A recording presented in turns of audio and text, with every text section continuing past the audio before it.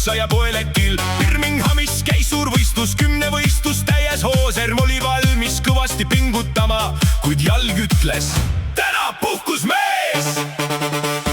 Teised jätkasid seal vapralt, punkti lendasid tabelisse. Mina diivanil kaasa elasin ja ise jooksin külmkapi vahet. Hararannas teine lugu, seal on suvi päris hoos. Lehmad avastasid järsku, et meri sobib suurepäraselt spaaks. Inimesed tahaks rannas puhata, loomad tahavad samuti. Üks tahab liivapäikest võtta, teine teeb meres mullivanni.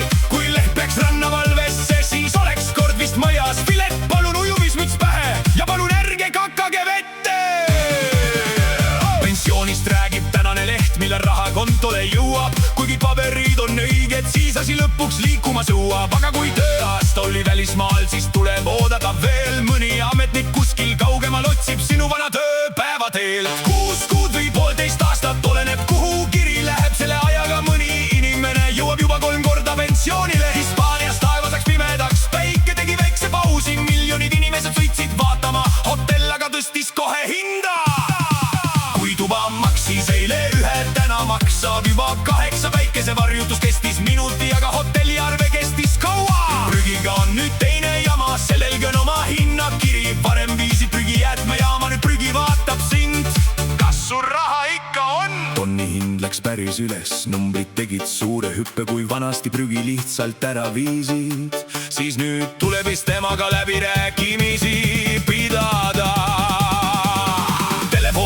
Heliseda luunal, hääl on lahke, viisakas, kena. Tere, siin on pank ja politsei, öelge palun oma PIN. Siis tuleb mängu terve näitleja töö, jutus on pangad ja tähtsad nimed. Aga kui PINid küsitakse, siis targem on kõne ära lõpetada.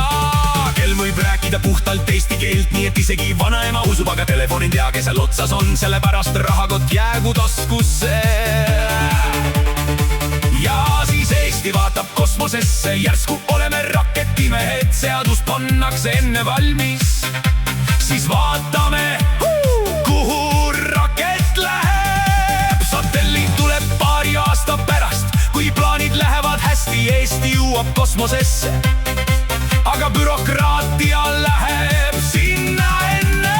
Lood, paberid ja kindlustus, kõik peab olema õigesti reas. Kui rakett lõpuks taevasse tõuseb, loodan, et aikiri jäi ikka peale. Aga kõige armsam uudis tuli, kus armastus ei küsinud vanust. Üks 60 läks karaokesse ja tuli sealt kallimaga tagasi. Mees vaatas naist ja mõtles, küll on ilus inimene. Naine mõtles, miks ta istub, ja läks ise asja uurima.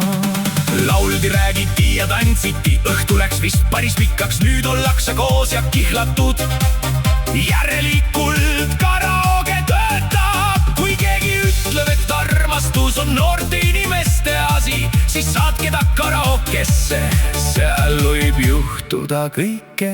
Ja kui sellest veel vähe on, siis taevas pidavat midagi liikuma. Ufonautika paneb inimesed küsima, kas keegi kosmosest meid jälgib. Võib-olla on seal tullukad, võib olla lihtsalt satelliit. Aga kui nad meie uudiseid vaatavad, siis neil läheb vist pea päris sassi. Üks ütleb, Eestis on kosmoseseadus, teine ütleb, rannad on lehmad. Kolmas vaatab päikesevarjutust ja küsib, kas see kõik on päriselt. Aga maailmas on ka tõsiseid uudiseid, sõda ei muutu naljaks lauluks.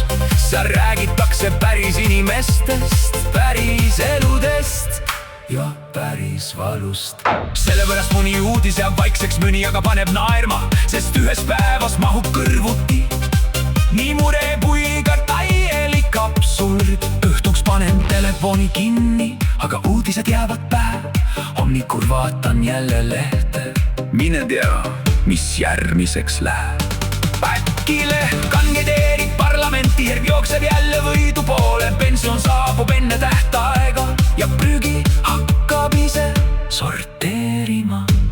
Kosmosest tuleb kiri, kas teisel kõik on korras? Me vastame, jah, enam-vähem, see on lihtsalt tavaline neljapäev. Nii et kui hommikul ärkad ära, imesta mitte millegile, sest Eestis võib ühe päeva jooksul juhtuda rohkem kui terve kuu sees.